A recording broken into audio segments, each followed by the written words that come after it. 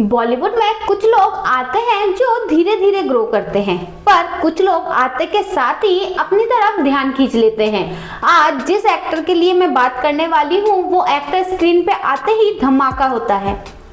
यही एनर्जी कभी उसे सुपरस्टार बनाती है तो कभी इसी एनर्जी की वजह से ऑडियंस उसको ओवर एक्टिंग का टैग दे देते हैं।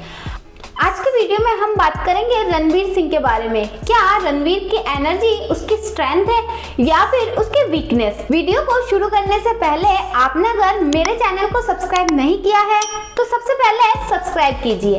तो चलिए शुरू करते हैं।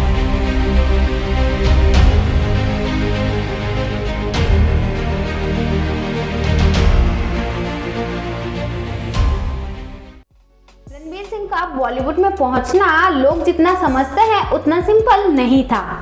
रणवीर ने पहले असिस्टेंट डायरेक्टर के तौर पर काम किया और उसके बाद कई ऑडिशंस दिए। ऑडिशंस में ये कह के उसे रिजेक्ट कर दिया जाता था कि तुम ओवर एनर्जेटिक हो, पर 2010 में उसकी एनर्जी दिखाने का उसे मौका मिला। फर्स्ट डेब्यू मूवी बैंड बाजा बारात, जिसमें अनुष्का के साथ वो पहली बार ऑन स्क्रीन नजर आए। भले ही उस फिल्म में हीरो वाला कोई शान नहीं था, बस एक नेचुरल एक्टर, एक दिल्ली वाला बॉय बनना था और अपनी एक्टिंग स्किल दिखानी थी। बस रणवीर ने वही किया। लोगों को लगा ये कुछ अलग है। डेब्यू उसका सक्सेसफुल रहा। डेब्यू के बाद भी रणवीर ने एक्सपेरिमेंट करना नहीं छोड़ा। उन्होंने सेफ नहीं खेला बल्कि लुटेरा मूवी साइन की, जो एक स्लो इमोशनल फिल्म है। ये उनके लिए काफी ज्यादा रिस्की डिसीजन था, लेकिन दोस्तों यहीं से रणवीर की एक्टिंग को सीरियस लिया गया। देखा गया कि ये सिर्फ ओवर एनर्जेटिक नहीं बल्कि ये साइलेंस भी कैरी कर सकता है।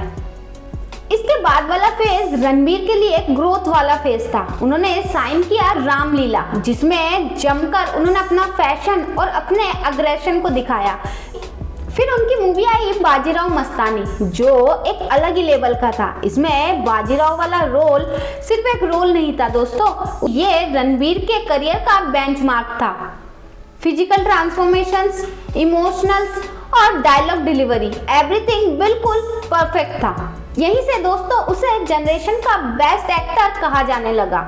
इसके बाद भी रणवीर रुके नहीं। उन्होंने सिर्फ हीरो नहीं बल्कि पीक फेज में भी उन्होंने सेफ नहीं खेला, एक्सपेरिमेंट किया। सिर्फ हीरो नहीं बल्कि इस बार वो विलन के रोल में दिखने वाले थे।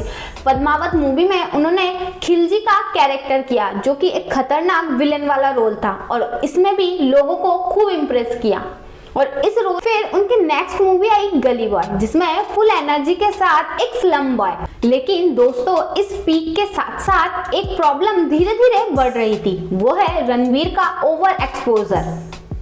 इस बार रणवीर स्क्रीन के साथ साथ रियल लाइफ में भी परफॉर्म करने लगे। उनकी एनर्जी लेवल हर जगह सेम थी। अवार्ड शो हो, इंटरव्यू हो, यहाँ तक कि एयरपोर्ट लुक हो, हर जगह सेम एनर्जी के साथ वो दिखते थे। ऐसा लगता था कि वो हर जगह परफॉर्मेंस कर रहे हैं। और अब फैशन के मामले में रणवीर ने सबसे अलग रास्ता चुना। उनका फैशन काफी ज्यादा बोल्ड था। ब्राइट कलर, डिफरेंट आउटफिट और यहाँ तक कि न्यूड फोटोशूट, इन सब से उनको पहले तो ऑडियंस की काफी ज्यादा अटेंशन मिला। लोग इंटरेस्टिंग देखने लगे। बॉलीवुड में जो कोई और नहीं कर सकता था वो रणवीर ने करके दिखाया।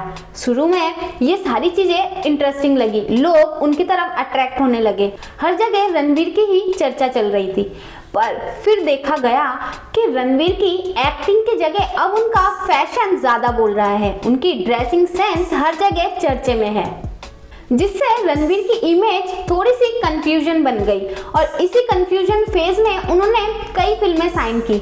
मेहनत करने के बावजूद भी रणवीर के साथ ऑडियंस का कनेक्शन नहीं बन पाया।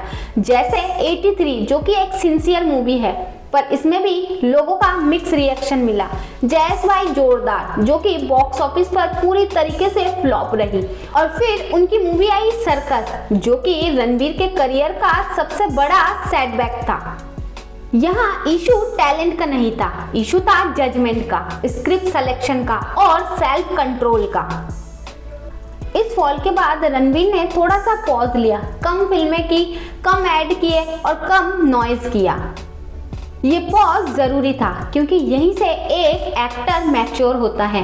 इसके बाद रणवीर सिंह ये तो समझ गए कि ऑडियंस को मेरी एनर्जी, मेरा फैशन नहीं बल्कि मेरी एक्टिंग चाहिए, तो मुझे अपना फोकस अब सिर्फ और सिर्फ एक्टिंग में लगानी है। धुरंधर के साथ रणवीर सिंह का कमबैक इसी मैच्योरिटी का रिजल्ट है। इसी फिल्म में रणवीर की एनर्जी कम नहीं बल्कि डिसिप्लिन्ड है और एक्टिंग भी बिल्कुल कंट्रोल्ड है। यहाँ रणवीर ओवर परफॉर्म नहीं करता बल्कि उसकी परफॉर्मेंस इम्पैक्टफुल लगती है। आज रणवीर सिंह का करियर एक टर्निंग पॉइंट पर है। रणवीर सिंह के पास आज है टैलेंट, एक्सपीरियंस और मिस्टेक से आई अंडरस्टैंडिंग। अगर वो अपनी एनर्जी को और फैशन को ऑन स्क्रीन के लिए बचा के रखे और ऑफ स्क्रीन अपनी प्रोफाइल थोड़ी सी लो रखे तो रणवीर सिंह भी लंबे रेस का घोड़ा बन सकता है। तो रणवीर सिंह का करियर ये सिखाता है कि बॉलीवुड में सिर्फ टैलेंट ही काफी नहीं है बल्कि टाइमिंग, बैलेंस और सेल्फ अवेयरनेस भी बहुत इम्पोर्टेंट है। तो आप मुझे बताइए आपको ये वीडियो कैसा लगा, आपके क्या विचार है रणवीर सिंह के बारे में, आप मुझे कमेंट में जरूर बताइएगा।